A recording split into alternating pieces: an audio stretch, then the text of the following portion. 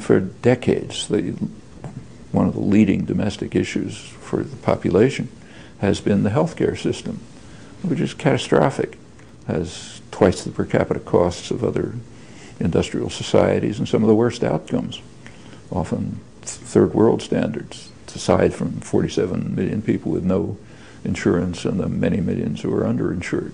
So the population doesn't like this, naturally, and they have a preference, namely for a national health care system, maybe something like extending Medicare to the whole population. Well, up until, it's very interesting to see how that's handled in the intellectual culture and the media and the political system.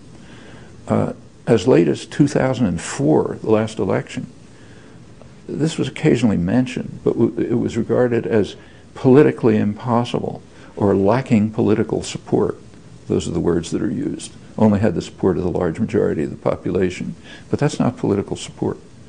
In this election, for the first time, 2008, it's become an issue. I mean, the Democratic candidates, at least, have put forth proposals which approach what the general population wants. What's changed between 2004 and 2008? Not public opinion, it's the same. What's changed is that a major sector of the corporate system is now objecting to the irrationality, expense,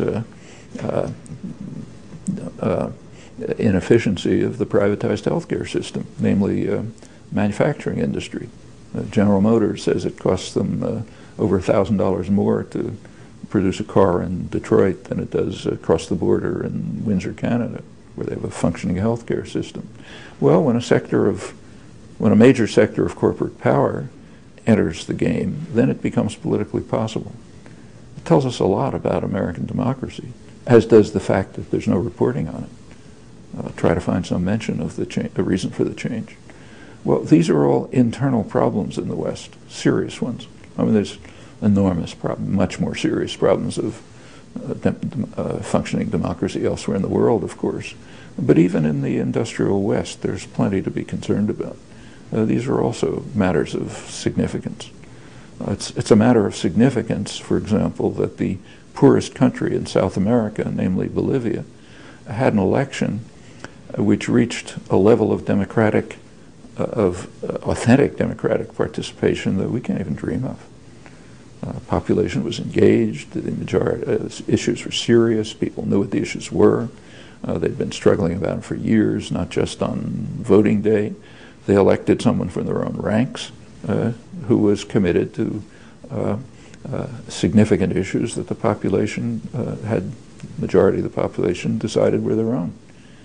It really doesn't happen in Western elections, certainly not in U.S. elections. Those are things we should be concerned about too.